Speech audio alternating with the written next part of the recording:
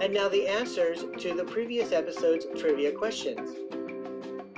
How many banthas did Luke see in the desert? 2. Who would they not serve in the Mos Eisley Cantina?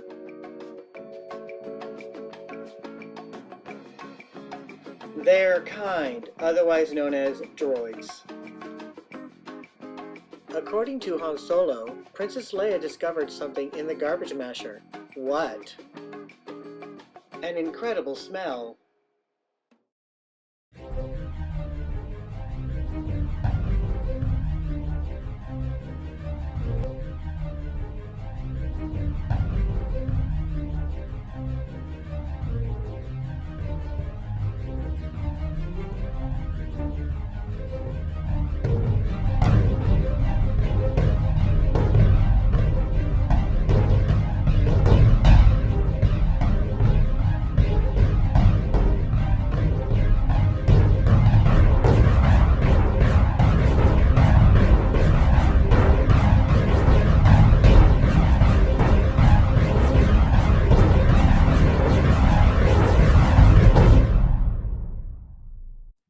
Hello, and welcome to another episode of A Fan Reads. I am going to read the third issue of the Star Wars Fan Club. The third issue of the official Star Wars Fan Club newsletter. And in the issue, there is an interview with Mark Hamill. So I'm going to go ahead and read that one. Oh, you know what? I forgot to mention in the last one is that they were doing a Name the Newsletter contest. And this is what was happening. It says, one plan we held for the official Star Wars Fan Club from the start was to have a contest where the members could win prizes. This is the first of our contests, and the prizes are pretty good. Future bigger contests will have prizes like a chance to meet and talk with one of the Star Wars, or with one of the stars of Star Wars. Wow, that would be a really cool prize.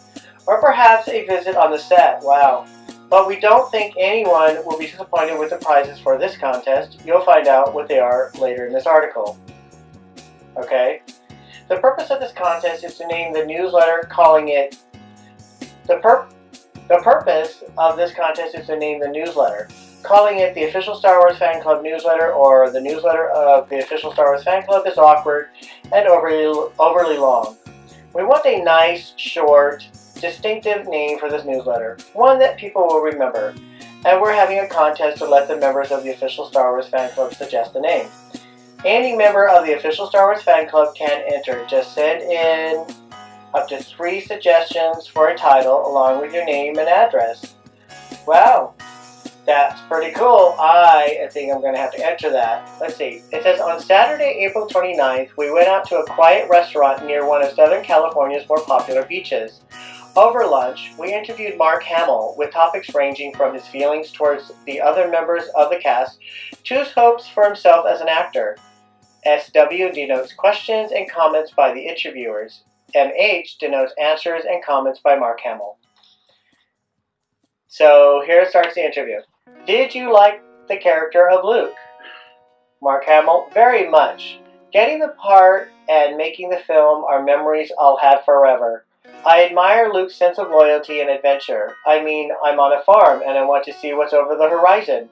What am I missing out on, basically? It's so brilliant of George Lucas because I'm trying to figure out a way out of that humdrum, void kind of lifestyle, and boom.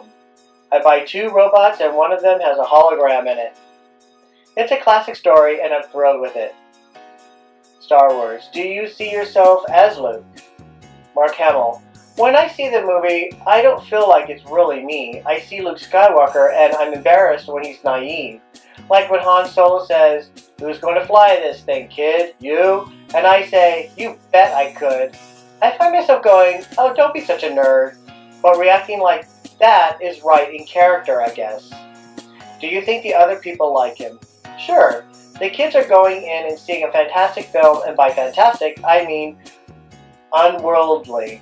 They see Banthas, they see Jawas, they see Tusken Raiders, they see Darth Vader, There's just so much, and they see Luke. I think they feel comfortable with his character. He provides a nice balance and fits in nicely with the others. I think George Lucas has created an ensemble that works together well.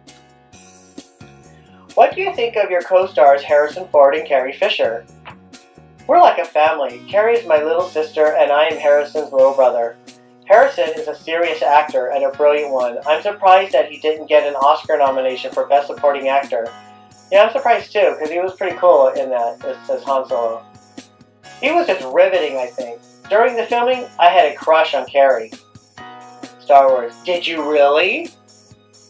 Mark Hamill. Oh yeah, I really loved her. She's a wonderful girl, and I really fell in love with her. Not at first. At first I thought, she's Debbie Reynolds' daughter. She's a movie star's kid. I didn't give her a fair appraisal. Do I get the princess in the next picture? Can I just hold hands with her? You got a kiss in the last picture. The Wookiee got a hug. Star Wars.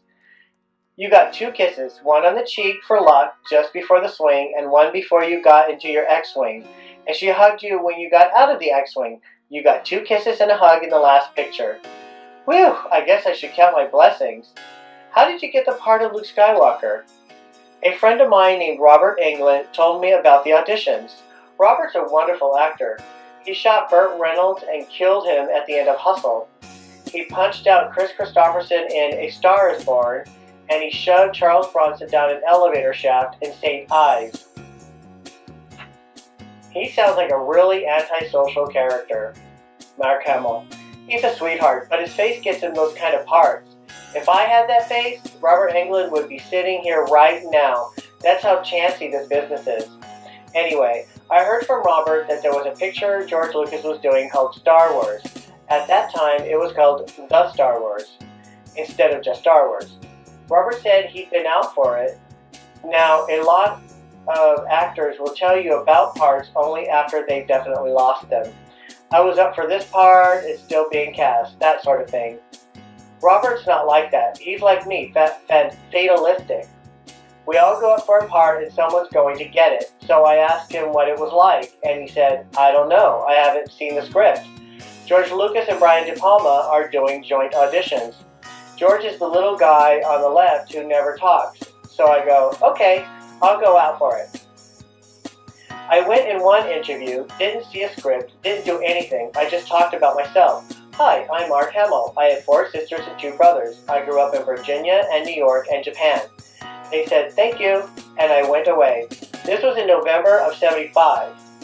In February '76, I tested. The way I found out about the test was an envelope arrived in the mail, and there were 6 pages of dialogue and a note saying to be there Tuesday to test. I had totally ruled the part out. I had thought George was unimpressed, and I went and tried out for Apocalypse Now. Fred Roos was the Star Wars casting director, and he's very instinctive. I think he really helped me get the part. I think he pressured George to pick Carrie and Harrison and me. We were cast as an ensemble. There were 2 sets of 3 actors. We were never mixed and matched. Star Wars. What do you have coming up in the future? Well, I'm going on tour for 3 weeks to publicize my new picture, Corvette Summer. After that, I'm going to Tokyo for the opening of Star Wars at the end of June. Japan is the only country where Star Wars hasn't opened yet. I personally think it's a very Japanese movie. Very samurai. Star Wars, unquestionably. There are a lot of samurai elements in it. The Force is very similar to a Zen concept called no mind. You don't think, you just feel and act. Your practicing with the remote was like that. Mark Hamill. And Darth Vader's costume and his duel with Ben Kenobi are very samurai. I'm really excited. The picture's going to be real big in Japan. What comes after that? After Japan, I'm going to Yugoslavia. You signed to do the big red one? I sure did. It's a great World War II movie. Hit the beach and throw the hand grenade. And Sam Fuller, the picture's writer-director, is a man I respect. After Star Wars, I thought I should wait around for another good movie. So good, it would equal Star Wars. At least in intent.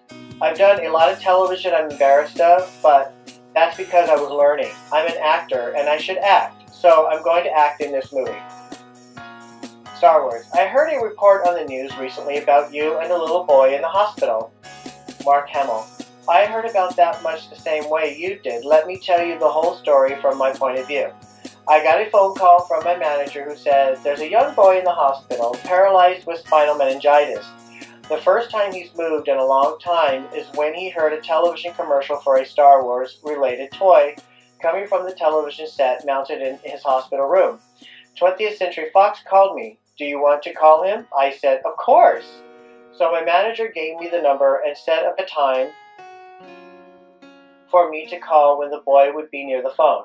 Normally, I don't say I'm Luke Skywalker. I try to keep my identity separate from that of the film character.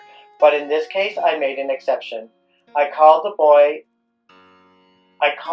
and the boy answered hello, and I said, hi, it's Luke Skywalker. How are you? What are you doing?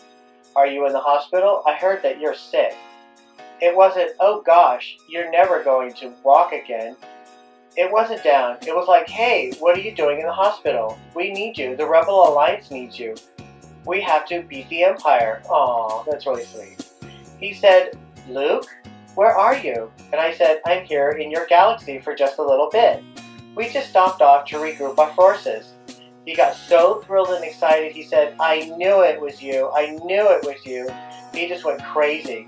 Then I said, I have to go. Han is not going to stay around too long, and Chewie is real crabby today. So then the boy said, he is? Why? I told him, well, I don't know. He fell asleep last night before he got fed, and he's angry at Han. It was like he was right there in the galaxy far, far away.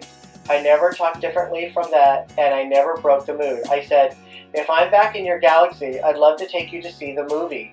And he said, okay, bye, Luke, and then he hung up. I called him, and I hung up, and that was the end of it. As far as I was concerned, I was just trying to do something nice. It wasn't a big publicity stunt or anything, but the boy's making amazing progress, so it got in the news. It apparently gave the boy new hope. He believed in it enough that it helped him. The doctor said that any kind of positive reinforcement like that is good. Star Wars. That's great. Mark Hamill. I think so. What small thing can I give? 900 technicians made me look like a hero, and now I can use that. I can't make a glass rise up off this table, but at least I can help this boy. Wow, that was a really nice thing that he did. How about some Star Wars trivia? What did Obi-Wan Kenobi and Luke do to raise money in Mos Eisley? Princess Leia told Grand Moff Tarkin that the Rebel base was on what planet? What was wrong with the droid that Luke and his uncle discarded in favor of R2-D2? The answers to these trivia questions will be given on the next video. If you don't know the answers, that's okay. Just go see Star Wars again. Or ask a friend who's seen it a lot. Because how else would you get the answers? Alright, what else is in issue number 3? Questions and answers. The first question is, how old is Chewbacca, the Wookiee? Some sources say he is 100 years old, others say he's 200. According to George Lucas, Chewbacca is 200 years old. Some editions of the novel version of Star Wars contain a misprint that states Chewie's age as 100, but that is incorrect. 200 years old. Wow. Question number 2. Is Star Wars represented in any wax museum? Right now, Star Wars isn't represented in any wax museum. There have been some inquiries about the possibility of including characters from Star Wars in collections, but no arrangements have been made yet. Should any arrangements be made, we'll announce it here in the newsletter. Ooh, exciting. Here's another question, question number 3. How did Obi-Wan Kenobi disappear during his duel with Darth Vader? Now, I guess this is a technical question. It says Darth Vader's slicing through Ben Kenobi was achieved by replacing Alec Guinness with an empty cloak that was shaped to resemble his body. The cloak was set up so that as Darth Vader's lightsaber hit the cloak, an electronically detonated charge cut the cloak in two. The bottom half fell a split second before the top to show what was supposed to have happened. Alright, so those are the questions and answers. Alright, well, that's it for issue number 3 of the official Star Wars Fan Club newsletter. That was really good and lots of information about Mark Hamill. So thank you for watching, and may the force be with you.